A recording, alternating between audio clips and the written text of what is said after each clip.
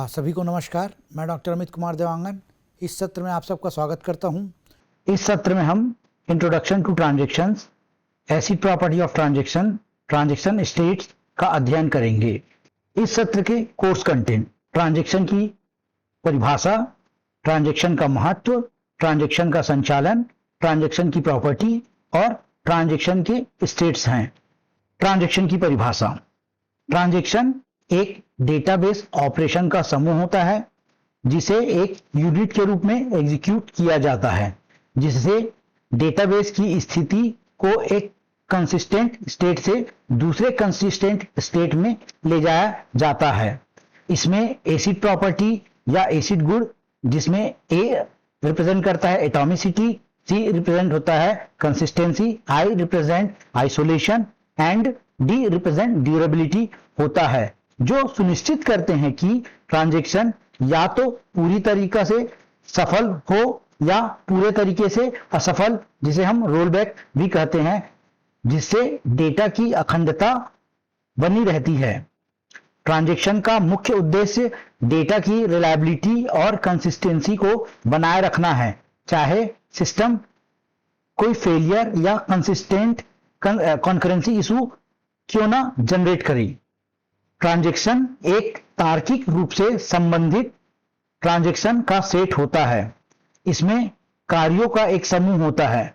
Transaction एक क्रिया या क्रियाओं की श्रृंखला है। एग्जाम्पल: मान लीजिए बैंक का एक कर्मचारी X के खाते से दूसरे कर्मचारी Y के खाते में 800 रुपए स्थानांतरित करता है। इस छोटे से ट्रांजैक्शन में निम्न स्तरीय कई कार्य शामिल होते हैं, जैसे पहले अकाउंट X के कार्य। पहले हम अकाउंट X के अकाउंट को ओपन करते हैं, ओपन अकाउंट X। फिर हम उसके बैलेंस को चेक करते हैं, old balance is equal to X dot balance. इसके थ्रू हम अकाउंट X के बैलेंस को चेक करते हैं। फिर हम उसमें से 800 रुपए डिडक्ट करते हैं, तो new balance is equal to old balance minus 800 rupees. Then फिर से हम उसके न्यू बैलेंस को चेक करते हैं, तो X dot balance is equal to new balance. फिर हम अकाउंट एक्स क्लोज करते हैं, क्लोज अकाउंट एक्स। उसके पश्चात हम अकाउंट वाई पे ऑपरेशन परफॉर्म करते हैं। सबसे पहले हम अकाउंट वाई ओपन करते हैं, ओपन अकाउंट वाई। फिर हम उस वाई अकाउंट के बैलेंस को चेक करते हैं, old balance is equal to Y dot balance. फिर हम उस वाई अकाउंट में 800 रुपीज एड करते हैं, जो कि अकाउंट एक्स से डिडक्ट किया गया है, तो new balance is equal to old balance plus 800। उसके पश्चात हम वाई के न्यू बैलेंस को चेक करते हैं, so Y dot balance is equal to new balance. फिर हम अकाउंट वाई को क्लोज करते हैं, तो क्लोज अकाउंट वाई। सो इस तरीके से हमारे अकाउंट एक्स से अकाउंट वाई में 800 रुपीज ट्रांजेक्शन करने के लिए इन छोटे छोटे ऑपरेशन को हमने परफॉर्म किया। ट्रांजेक्शन का महत्व: एक डेटाबेस सिस्टम में डेटा अखंडता, जिसे हम इंटीग्रिटी, और डेटा स्थिरता, जिसे हम कंसिस्टेंसी कहते हैं, यह हम सुनिश्चित करते हैं। सो ट्रांजेक्शन का डेटाबेस सिस्टम में यह महत्व है। सो पहला हम देखते हैं एटॉमिसिटी। एक ट्रांजैक्शन या तो पूरी तरीके से सफल होता है या पूरी तरीके से विफल होता है। यह सुनिश्चित करता है कि ट्रांजैक्शन के सभी ऑपरेशन को या तो पूरा किया गया हो या उसमें से कोई भी नहीं किया गया हो। मान लीजिए कि बैंकिंग सिस्टम में 5000 का ट्रांसफर हो रहा है। यदि आधे ट्रांजैक्शन के बाद सिस्टम क्रैश हो जाता है, तो पूरा ट्रांजैक्शन रोल बैक हो जाएगा और किसी भी खाते में राशि गलत नहीं दिखाई देगी। कंसिस्टेंसी: ट्रांजैक्शन के शुरू और समाप्त होने के बीच में डेटाबेस हमेशा सुसंगत स्थिति में होता है। उदाहरण के लिए, अगर 5000 रुपए खाते ए से खाते बी में ट्रांसफर किया जा रहा है, तो सुनिश्चित किया जाता है कि ट्रांसफर के पहले और ट्रांसफर के बाद कुल राशि एक समान रहेगी। आइसोलेशन: प्रत्येक ट्रांजैक्शन स्वतंत्र रूप से चलता है, मानो वह सिस्टम का एकमात्र ऑपरेशन हो। यदि दो ट्रांजैक्शन एक ही डेटा को एक्सेस कर रहे हैं तो आइसोलेशन सुनिश्चित करता है कि एक ट्रांजैक्शन का आउटपुट दूसरे ट्रांजैक्शन द्वारा प्रभावित नहीं होगा। ड्यूरेबिलिटी, एक बार जब ट्रांजैक्शन पूरी हो जाती है तो उसका परिणाम स्थायी हो जाता है और भविष्य के किसी भी सिस्टम क्रैश से यह प्रभावित नहीं होता। उदाहरण के लिए, अगर किसी ग्राहक के खाते में 5000 जमा किए गए हैं और ट्रांजैक्शन सफलतापूर्वक पूरी हो गई है तो चाहे बाद में सिस्टम क्रैश हो जाए, वह राशि खाते में बनी रहेगी। एरर कंट्रोल, यदि ट्रांजैक्शन के दौरान कोई त्रुटि उत्पन्न होती है तो उसे सही तरीके से प्रबंधित किया जा सकता है। यह सुनिश्चित करता है कि सिस्टम त्रुटियों के बावजूद डेटा की अखंडता को बनाए रख सके। ट्रांजैक्शन का संचालन, ट्रांजैक्शन में बेसिकली दो प्रकार के ऑपरेशन होते हैं। पहला होता है रीड ऑपरेशन, दूसरा होता है राइट ऑपरेशन। रीड ऑपरेशन में हम किसी भी डेटाबेस के इंफॉर्मेशन या उसके डेटा को हम रीड करते हैं। राइट ऑपरेशन में हम डेटा को हम अपने हिसाब से चेंज कर सकते हैं, मॉडिफाई कर सकते हैं और लिख सकते हैं। इसे ही हम राइट ऑपरेशन करते हैं। तो ट्रांजैक्शन के संचालन में मुख्यतः दो ऑपरेशन परफॉर्म किए जाते हैं, रीड ऑपरेशन परफॉर्म किया जाता है एंड राइट ऑपरेशन परफॉर्म किया जाता है। ठीक है, first read operation. Read operation का उपयोग डेटाबेस से एक्स का मान पढ़ने और इसे मुख्य मेमोरी के बफर में स्टोर करने के लिए किया जाता है।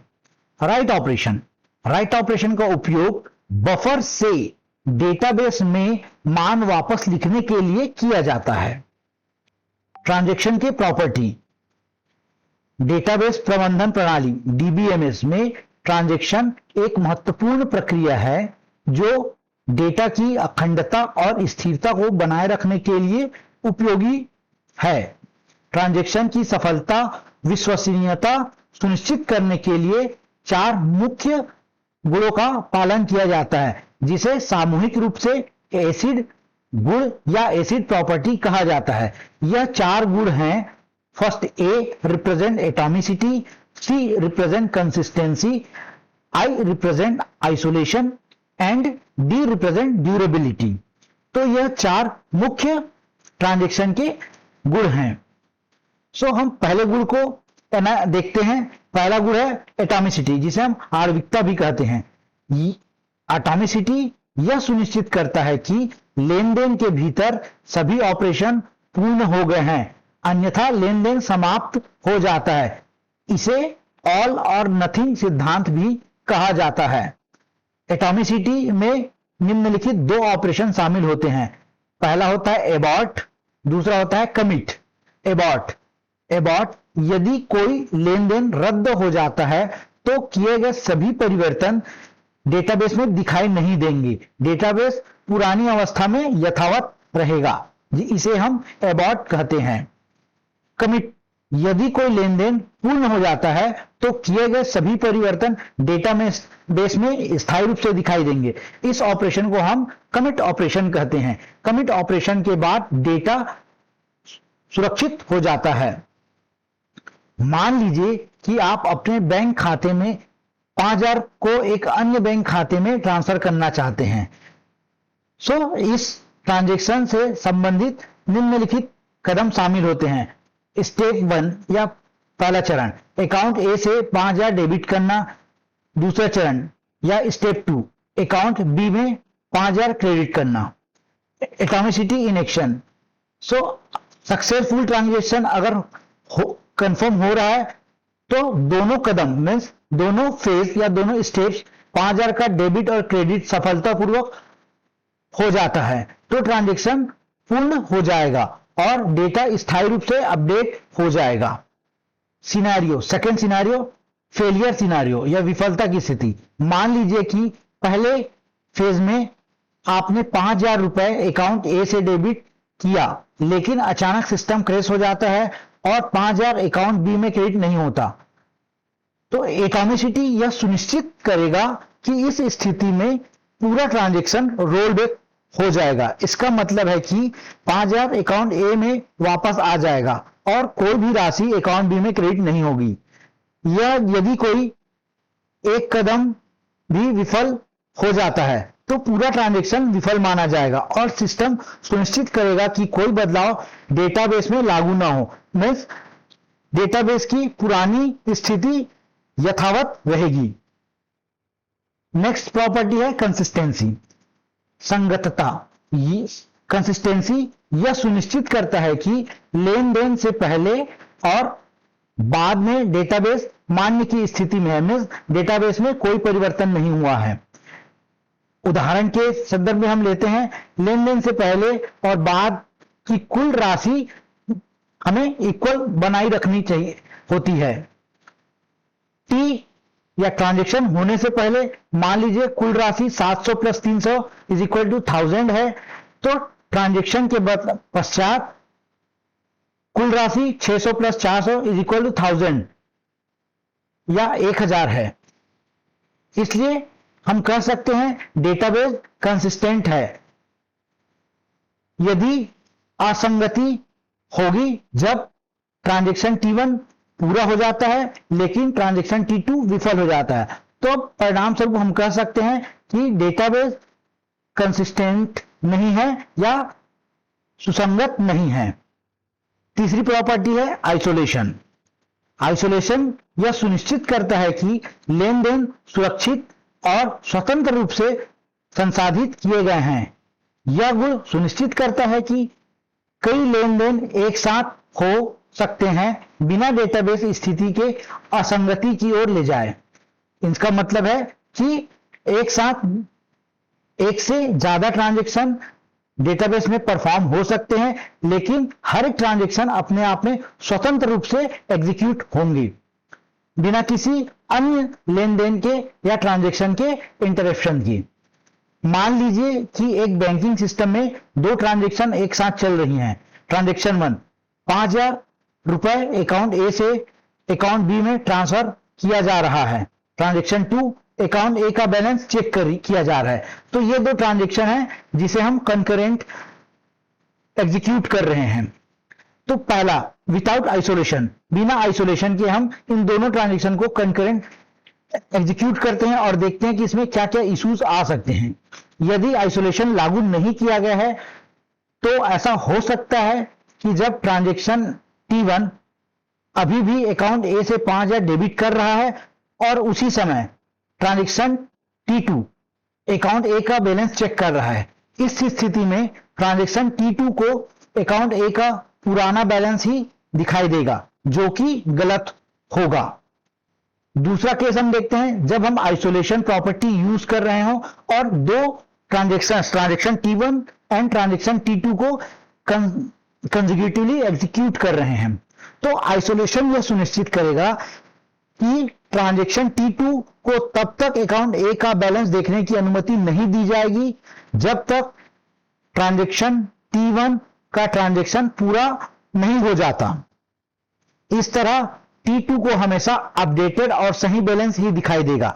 उदाहरण के लिए, अगर अकाउंट ए में शुरू में 10,000 रुपए थे और ट्रांजैक्शन T1 ने 5,000 ट्रांसफर कर दिए, तो ट्रांजैक्शन T2 तब तक इंतजार करेगा जब तक कि ट्रांजैक्शन T1 पूरा नहीं हो जाता, ताकि ट्रांजैक्शन T2 उससे सही बैलेंस देख सके। लास्ट प्रॉपर्टी है ड्यूरेबिलिटी। ड्यूरेबिलिटी यह सुनिश्चित करता है कि पूरे लेन देन स्थायी रूप से रिकॉर्ड किए गए हैं। यह गुण सुनिश्चित करता है कि एक बार लेन देन का निष्पादन पूरा हो जाने के बाद डेटाबेस में किए गए अपडेट और संशोधन डिस्क पर संग्रहित और लिखे जा गए हैं, और यह तब भी बने रहेंगे जब सिस्टम विफल होगा। ये अपडेट अब स्थायी हो जाते हैं और नॉन वोलेटाइल मेमोरी में संग्रहित होते हैं। इसलिए लेन देन के प्रभाव कभी भी खो नहीं जाते, मीन्स यह परिवर्तन नहीं होते। आप कभी भी लेन देन को देख सकते हैं। मान लीजिए कि आप ऑनलाइन बैंकिंग सिस्टम में अपने खाते से 5,000 अपने खाते में 5,000 जमा कर रहे हैं, तो ट्रांजैक्शन विभिन्न स्टेप्स को फॉलो करेगा। आप 5,000 अपने खाते में जमा करते हैं पहले चरण में। दूसरे चरण में बैंकिंग सिस्टम इस ट्रांजैक्शन को प्रोसेस करता है और आपके खाते में 5,000 जोड़ता है। स्टेप 3, ट्रांजैक्शन सफलतापूर्वक पूरा होता है और आपको पुष्टि मिलती है कि 5,000 रुपए आपके अकाउंट में जमा हो चुके हैं। अब मान लीजिए कि ट्रांजैक्शन के पूरा होने के कुछ समय बाद ही बैंकिंग सिस्टम अचानक क्रैश हो जाता है, तो ड्यूरेबिलिटी प्रॉपर्टी यह सुनिश्चित करता है कि जब सिस्टम दोबारा शुरू होगा तो आपके खाते में 5,000 का यह जमा अमाउंट सुरक्षित रूप से दर्ज रहेगा। इसका मतलब है कि ट्रांजैक्शन के सफल होने के बाद भी कोई भी सिस्टम फेलियर आपके डेटा को प्रभावित नहीं कर सकता। अगर हम बिना ड्यूरेबिलिटी प्रॉपर्टी के सेम ट्रांजैक्शन को देखते हैं, यदि ड्यूरेबिलिटी प्रॉपर्टी हम यूज नहीं कर रहे हैं तो सिस्टम क्रैश होने के बाद आपका ट्रांजैक्शन आप डेटाबेस खो सकता है। इससे आपके खाते में 5,000 का जमा अपडेट नहीं होगा और आपको अपने जमा किए गए पैसे की पुष्टि नहीं मिलेगी। अतः ड्यूरेबिलिटी यह सुनिश्चित करती है कि एक बार ट्रांजैक्शन पूरा हो जाने के बाद उसका परिणाम हमेशा के लिए डेटाबेस में सुरक्षित रहेगा, चाहे बाद में कोई भी प्रणालीगत विफलता क्यों न हो। यह डेटा की स्थिरता और सुरक्षा की गारंटी देता है। तीसरा है ट्रांजैक्शन स्टेट या ट्रांजैक्शन की स्थिति। ट्रांजैक्शन स्टेट डेटाबेस में एक ट्रांजैक्शन के विभिन्न चरणों को दर्शाती है जिसमें वह अपने जीवन चक्र के दौरान गुजरता है। एक ट्रांजैक्शन मुख्यतः 5 विभिन्न चरणों में गुजरता है, या हम कह सकते हैं एक ट्रांजैक्शन की 5 मुख्य स्थितियां होती है। पहला एक्टिव स्टेट, दूसरा पार्शियल कमिटेड स्टेट, तीसरा कमिटेड स्टेट, चौथा फेल्ड स्टेट, पांचवा एबॉर्टेड स्टेट। ये स्टेट या स्थिति यह निर्धारित करती है कि ट्रांजैक्शन किस स्थिति में है और उस पर क्या कार्यवाही की जानी चाहिए। सो यह एक ट्रांजैक्शन स्टेट डायग्राम है जिसमें हम ट्रांजैक्शन के 5 चरणों को दर्शा रहे हैं। बिगिनिंग शो करता है कि आपका ट्रांजैक्शन एंटर कर रहा है इस स्टेट में, और एंड शो करता है कि आपका ट्रांजैक्शन कंप्लीट हो रहा है। इस बिगिनिंग और एंड के बीच हमारे 5 स्टेट होते हैं: active state, partial committed state, failed state, committed state and abort state. तो पहली स्टेट होती है एक्टिव स्टेट, जिसे हम सक्रिय स्थिति भी कहते हैं।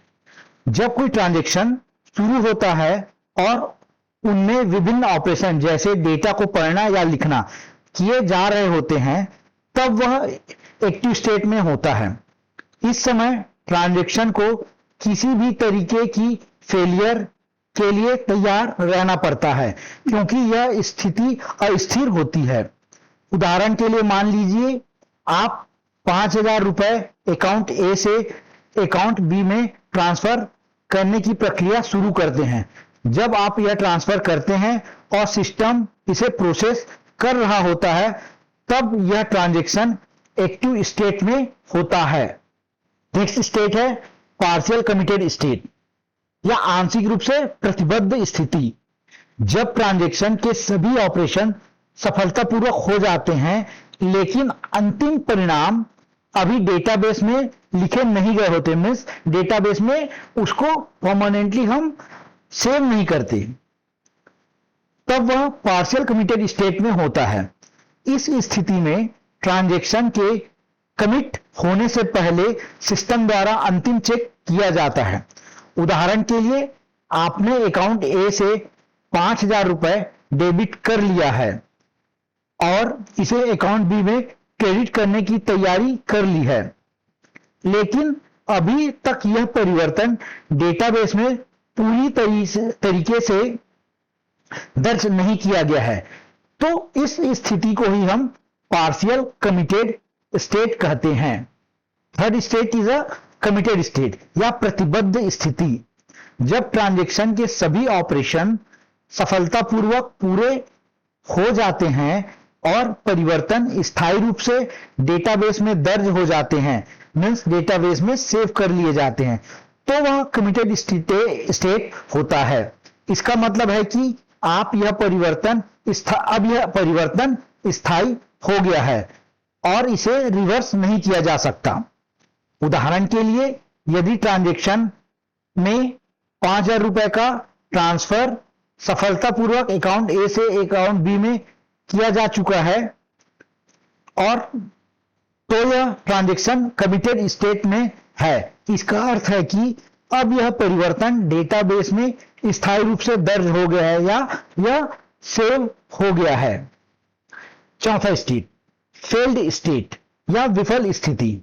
अगर ट्रांजैक्शन के दौरान कोई भी त्रुटि हो जाती है जिससे वह सफलतापूर्वक पूर्ण नहीं हो पाता, तो वह फेल्ड स्टेट में चला जाता है। फेल्ड स्टेट में ट्रांजैक्शन को या तो रिवर्स किया जाता है, जिसे हम रोल बैक कहते हैं, या फिर उसे बंद कर दिया जाता है, जिसे हम अबॉर्ट स्टेट कहते हैं।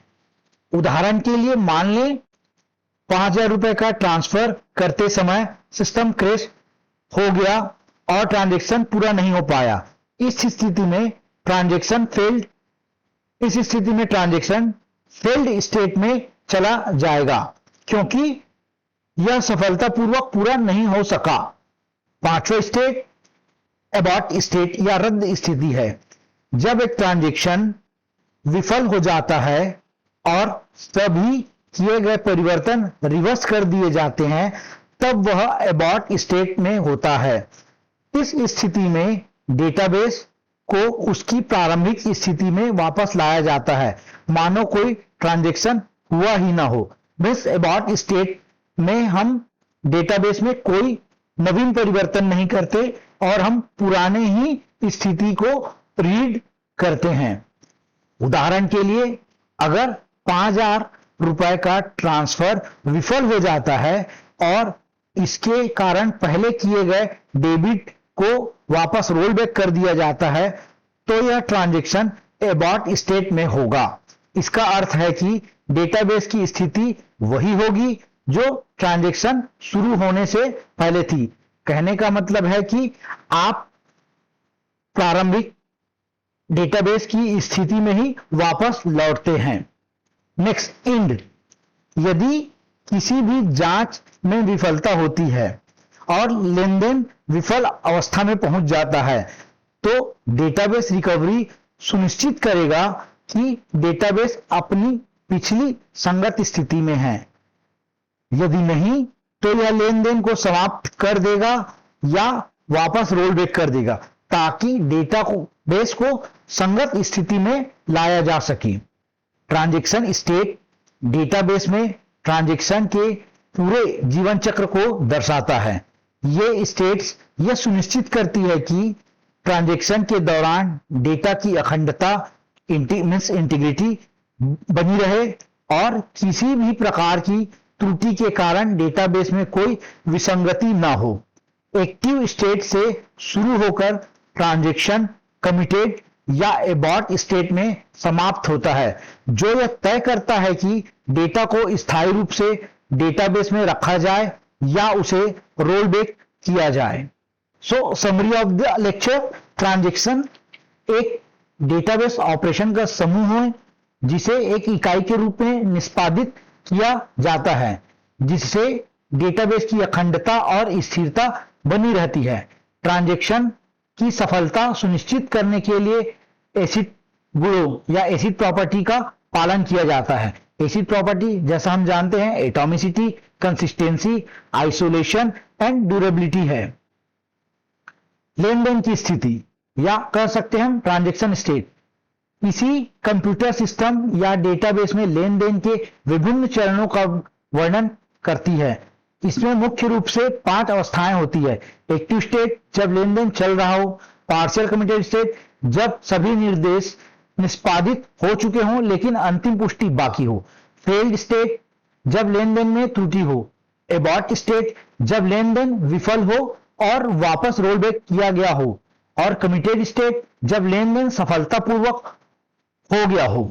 प्रत्येक स्थिति यह निर्धारित करती है कि डेटा का अद्यतन किस प्रकार किया जाएगा और यह लेन देन या ट्रांजैक्शन की सफलता और विफलता को दर्शाता है।